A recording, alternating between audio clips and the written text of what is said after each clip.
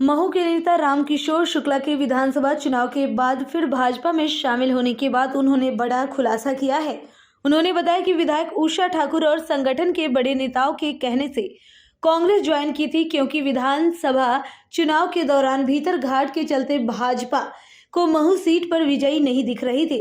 रामकिशोर शुक्ला ने बताया कि महू विधानसभा सीट पर विधायक उषा ठाकुर को जीतने के लिए बड़े नेताओं और विधायक ठाकुर ने मुझे कांग्रेस में शामिल होने और कांग्रेस से उनके सामने चुनाव लड़ने के लिए कहा था, जिसके कारण आपको बता दें कि कांग्रेस के वोट बट जाते और विधायक उषा ठाकुर आसानी से चुनाव जीत सकते थे।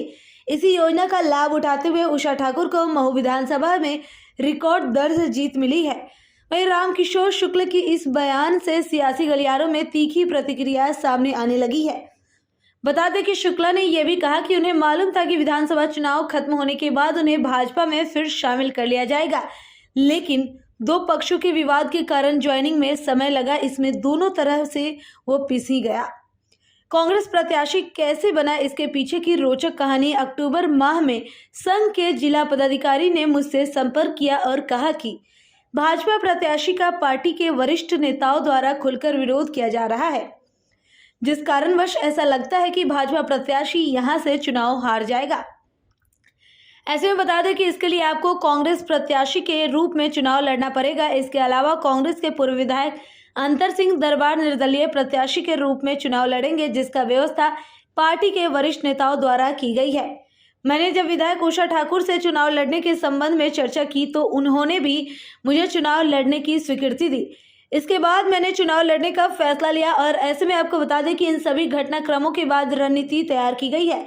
मुझे चुनाव महाभारत में कांग्रेस के चक्रव्यूह के लड़ने के लिए भेजा गया, जिसमें वे वीर गति को प्राप्त हुआ और पांडवों की विजयी हुई। इस रणनीति के तहत विधायक उषा ठाकुर 34,000 मतों से विजयी हुई, जिसकी कल्पना स्वयं दीदी उषा ठाकुर को भी नहीं थी।